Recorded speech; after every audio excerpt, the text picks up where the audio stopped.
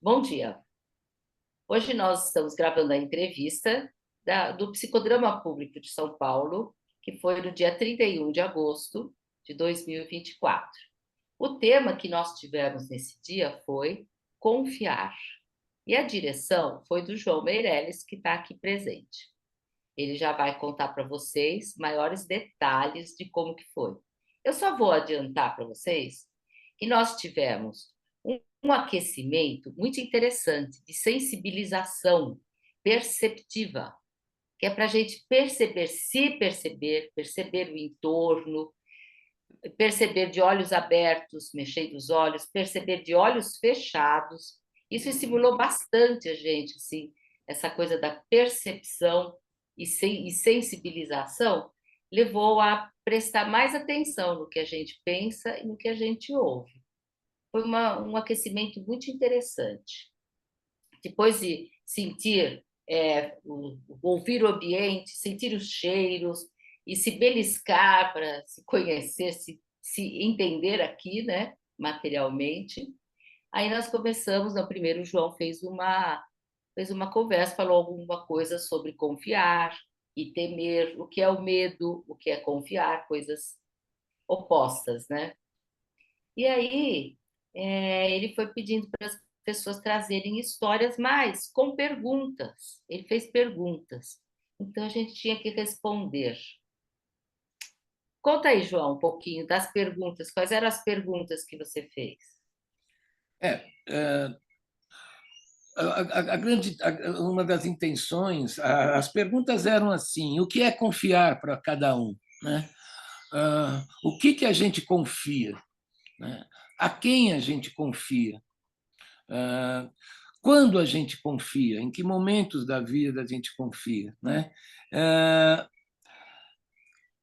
Isso daí é no sentido de também a gente é sujeito, então o confiar, como é que a gente pega e cada um tem essa confiança dentro de si, como cada um lida com isso, né? Então esse era o objetivo das perguntas, que a cada uma das perguntas as pessoas anotavam as suas respostas e depois fazíamos uma rodada de troca dessas respostas no grupo, com alguns comentários e ampliações, e aí continuou o trabalho. Sim, e tivemos respostas muito interessantes. Nessa primeira pergunta tinha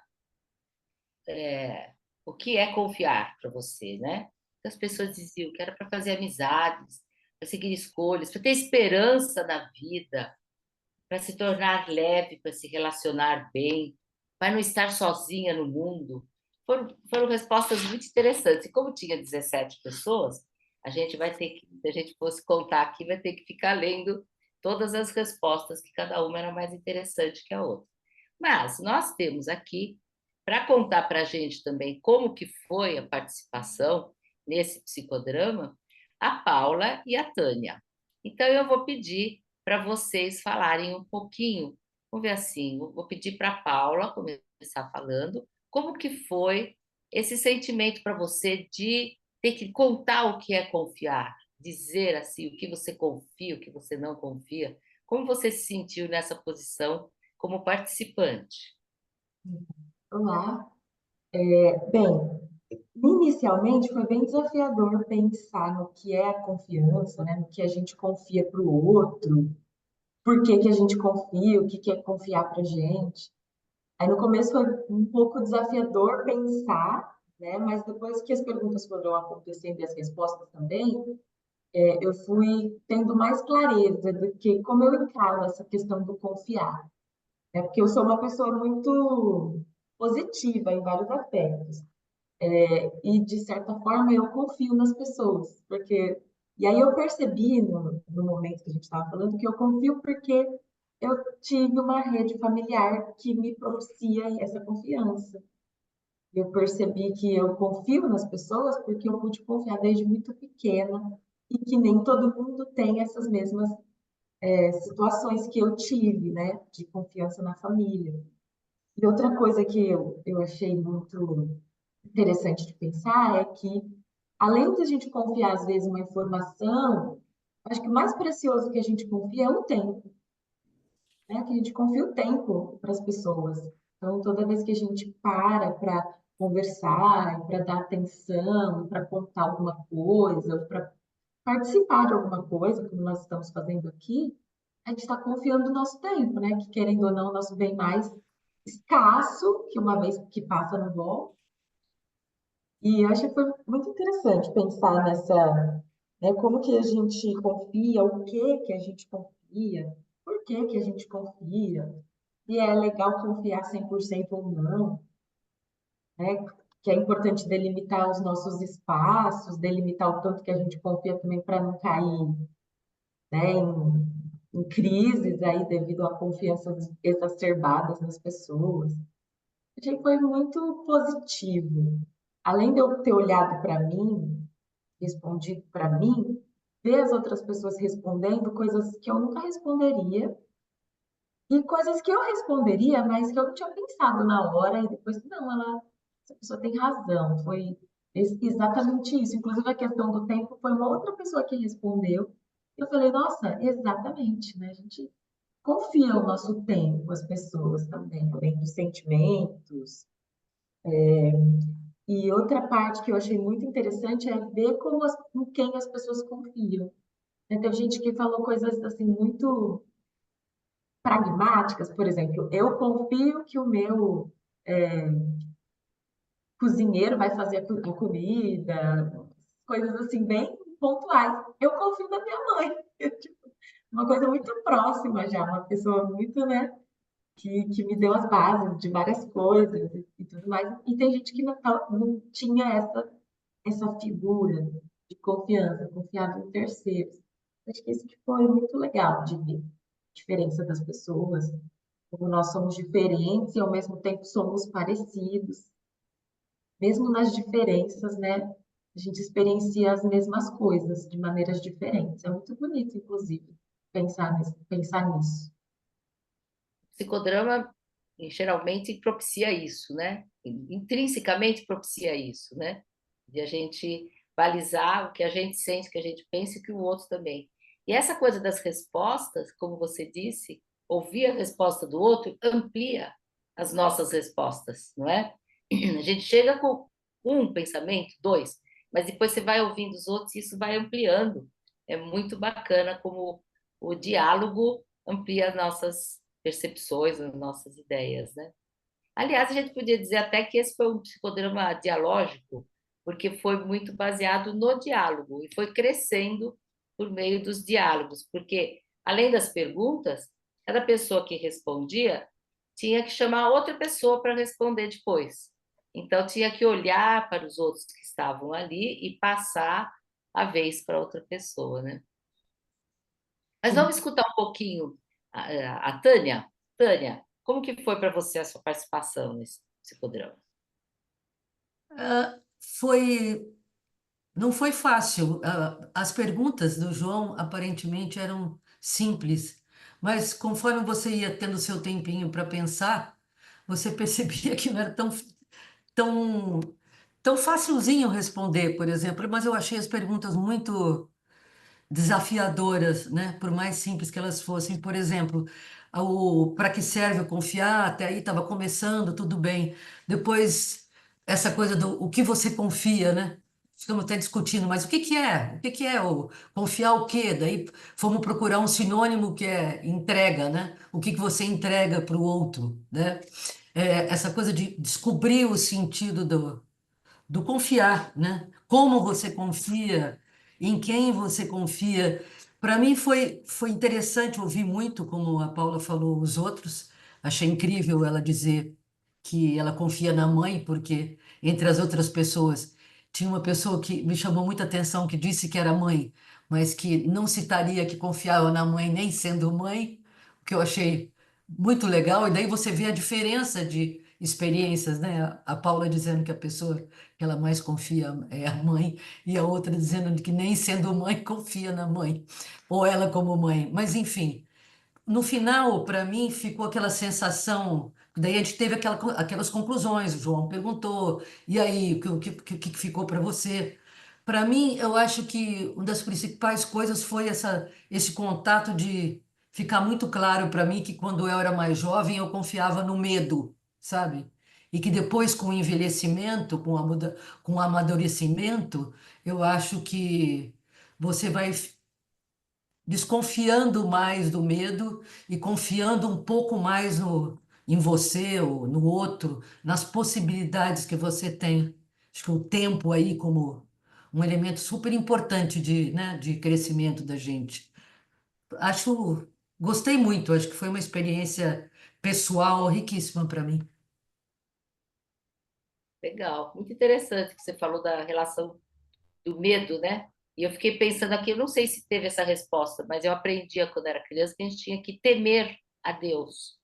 Temer é ter medo, né? Mas aí também dizia que a gente tinha que amar a Deus. Aí você tem que ser temente a Deus e obediente. Então, aquilo era uma coisa que a confiança e o medo se juntavam. A gente tinha que sentir as duas coisas ao mesmo tempo em relação a Deus, né? Temer ou amar e temer era a mesma coisa, mas acho que era de uma época em que a obediência era por meio do medo, né? Hoje a gente já não põe isso em primeiro plano, né? Ainda bem, prefiro do jeito que é agora. Muito bem, Tânia, era isso que você queria dizer? Você quer acrescentar alguma coisa? Ah, eu acho que o lance da confiança eu, eu não sei explicar exatamente, mas você confiar no outro, nas possibilidades do outro, né? Você se enxergar também como pessoa importante para o outro, faz você aprender também a confiar. Porque eu acho que, eu sinto isso, se você se diminui diante do outro, né? As suas possibilidades de confiança também caem barbaramente. Então, esse crescimento, sabe, de você olhar para o outro com a confiança que você vai adquirindo em você, te ajuda demais a perder essas amarras do medo. Eu acho que é o que ficou para mim. Legal, obrigada, Tânia. Paula, também quer falar alguma coisa que lembrou agora? Então, eu acho que é o que a Tânia falou, outra coisa que eu tinha pensado é quanto a gente confia na gente, né? A gente Ah, coloca as moedas todas nos outros como se os outros fossem aí os responsáveis pelas questões que a gente confia ou não, mas na verdade diz muito de quanto a gente confia na gente, né? Nas é, nossas relações, né? Nas nossas avaliações. Então, diz muito também de nós mesmos, né? Confia em mim a ponto de confiar no outro ou não? Eu fiquei aham. pensando também sobre isso, essa própria confiança. Mais uma perspectiva, né? É. Legal. Então vamos ouvir o João. João, está com você agora contar como que foi para você dirigir esse tema e nesse formato que você foi levando das perguntas e dos diálogos entre as pessoas, como é que foi isso para você? Bom, antes de responder diretamente a sua pergunta, Gelson, eu queria falar da intenção. Essa foi uma segunda direção sobre o mesmo tema, confiar, a partir de uma pesquisa do Banco Mundial de Desenvolvimento Humano, onde ele fez uma espécie de ranking para como é que é o grau de confiança nos países, no mundo inteiro. E os países escandinavos deram um grau de confiança um no outro num nível altíssimo, de 77%, enquanto a média mundial é por volta de 45%, fazendo uma média geral dos países do mundo. E na América do Sul, especificamente, o índice de porcentagem de confiança era de 12%. Isso no Uruguai. Enquanto o Brasil, o grau de confiança era de 4%.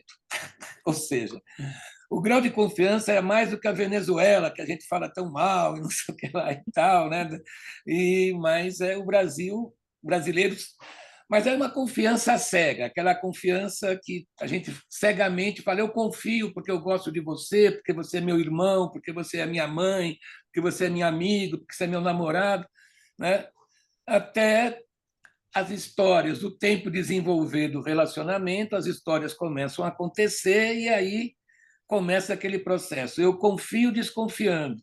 Será que eu confio mais do que eu desconfio? Será? E aí as histórias e os resultados dessa relação vão se desenvolvendo.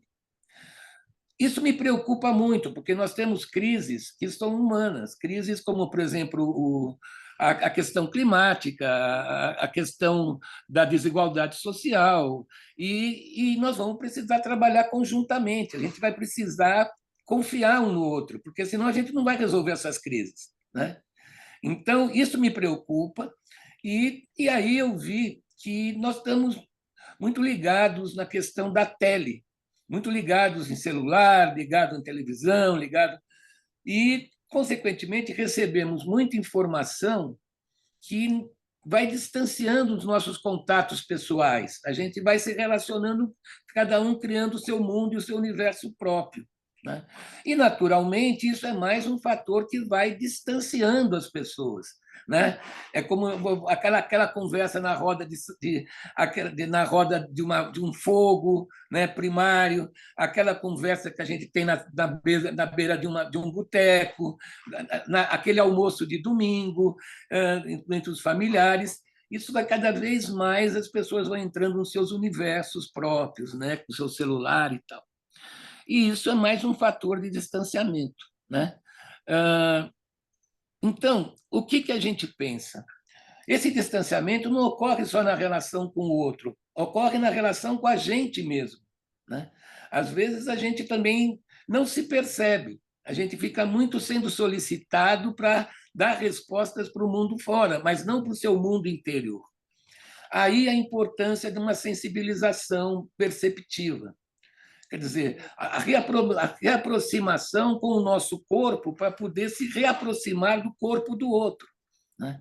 E aí a gente precisa voltar a ter os nossos contatos básicos com os nossos órgãos proprioceptivos, nossa visão,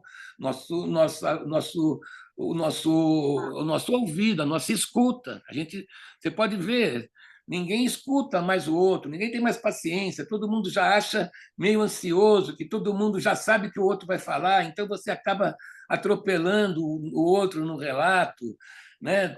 Às vezes o relato e a narração está muito mais com uma vontade de mostrar para o outro a sua imagem, né? Quanto que você sabe, quanto que você pensa sobre aquele assunto e tal, e às vezes isso sai de uma maneira automática, quer dizer, você também não traz emoção aquilo, traz um blá blá blá repetitivo.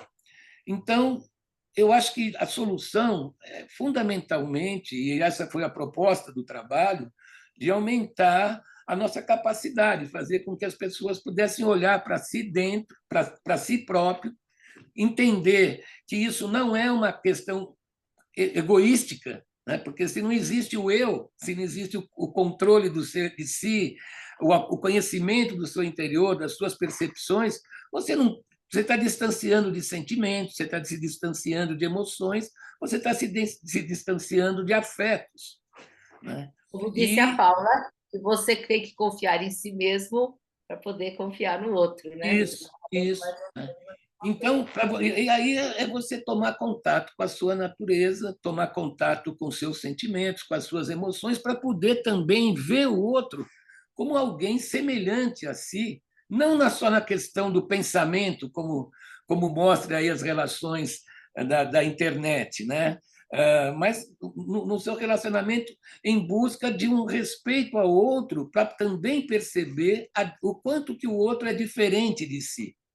Então, dentro desse daí, eu chego na sua resposta, né? Quer dizer, como que o diálogo, e um diálogo trazendo o sentimento, também traz os dramas de cada um. Então, por isso que a gente chama um diálogo psicodramático, mesmo não tendo uma dramatização, né? Quer dizer, mas tendo uma relação entre público e plateia, através de quem? Dos relatos de cada um, onde necessariamente cada um pode ser o seu autor, o seu criador, o seu ator, né? Que é o princípio básico do psicodrama, né? Que nós possamos trazer o nosso imaginário, que nós podemos criar em cima dele como fonte de criação, e buscas de soluções, de respostas, né?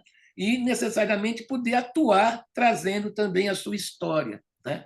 Porque é através da narração que a gente tem um contato com a identidade, com a nossa identidade, né? Num mundo que nós estamos sendo impregnados pela informação, mas que não quer dizer nada, é fofoca, é boato, né? Onde entre a mentira e a verdade existe a verossemelhança, né? Então, a partir daí, na verossemelhança, tudo é possível, né? Então a partir disso que foi o meu objetivo de trabalho. E aí eu pergunto para a Tânia e para a Paula, para você, Gelson, se vocês acham que atingiu esse objetivo, né? Vocês como... Vou te dizer que atingiu, e esse é o objetivo do psicodrama, que é trabalhar as relações. Na medida em que havia as respostas e a ampliação, né, da perspectiva, ouvindo os outros, e como ia aumentando da gente também, e sendo a questão da confiança, isso foi exatamente no ponto principal do psicodrama, que é tratar as relações e trazer as respostas novas a problemas novos ou antigos, mas são novos na medida em que você cria a partir do que você aprende na relação, seja dialógica ou seja a encenação, que aí é mais na imaginação, né? Fala, Diga. Tânia. Eu queria colocar uma coisa interessante, porque o João começou falando que esse trabalho era o segundo trabalho sobre confiança, depois falou da pesquisa sobre confiança no mundo, a confiança coletiva, e a minha é mais até uma sugestão, porque ele trouxe essa perspectiva mundial de confiança ou falta de completamente aqui no Brasil, com os nossos 4%, para nós, né? Então, eu, Tânia, falei, a Paula falou, estávamos com o que era confiança para a gente. Mas essa confiança coletiva, essa luta que o João falou, que a gente vai ter que se juntar para combater, né? Por exemplo, seja lá o que for, principalmente as mudanças climáticas, essas tragédias, eu acho que seria muito interessante também a gente experimentar, né, no psicodrama público, como é que se dá, né, essa crise ou não da confiança coletiva. Acho que é um trabalho que se desdobra, né? Não sei se vocês concordam comigo. Sim. Pois é, o João vai ter que fazer o terceiro psicodrama agora sobre a confiança coletiva. Fica aí já marcado, hein, João? Mas é dentro de...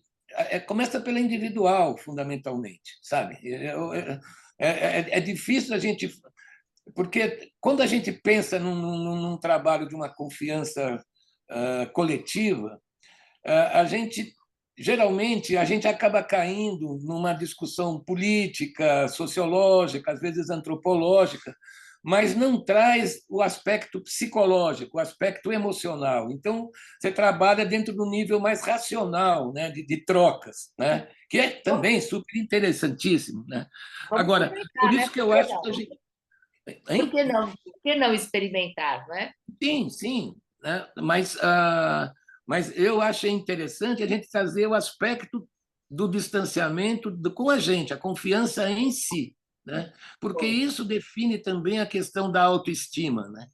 De É, você estar confiando em os momentos em que você está com uma autoestima maior, um momento de uma autoestima menor, né? Como é que você lida com esse tipo de situação, de buscar no outro a confiança, mas ao mesmo tempo diminui a sua confiança também um pouco em si, né?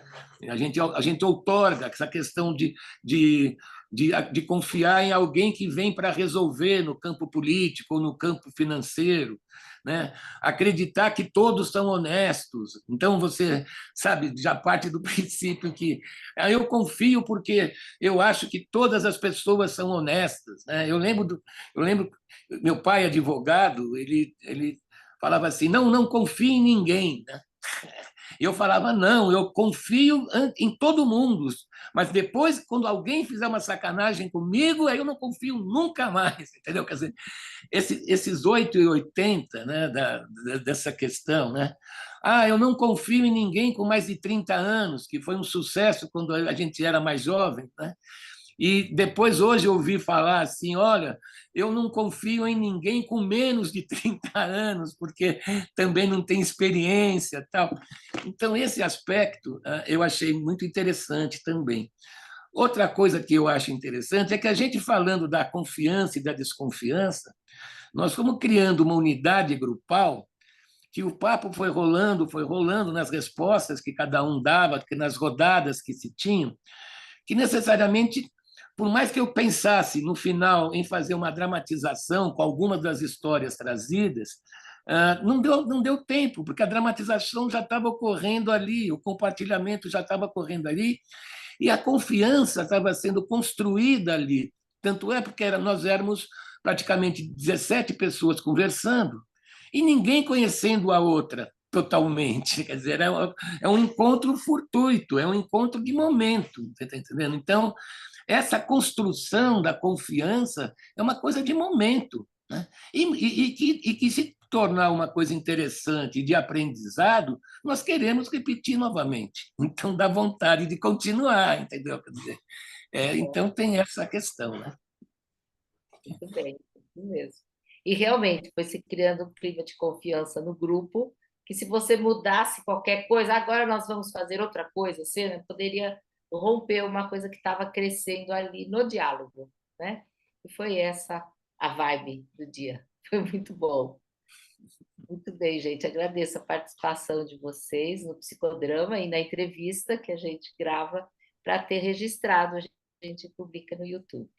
Então, muito obrigada a todos. Até o próximo psicodrama. E lembrando, né, Gelsi, que todo sábado temos esse psicodrama público, né, das 10 da manhã, 10h30 da manhã até por volta de meio-dia e meio, são 2 horas, e que tem Isso. sido muito interessante nesses anos todos aí que nós estamos nesse trabalho. Que está online, por enquanto, inclusive com participação de pessoas até que vêm de outros países ou de outros estados do país também. Então, tá online, é muito interessante. Estamos começando também algumas participações presenciais. Em breve teremos notícias. E é um grupo espontâneo, né? É isso. Isso mesmo. Muito obrigada. Obrigado a vocês todos. Obrigada.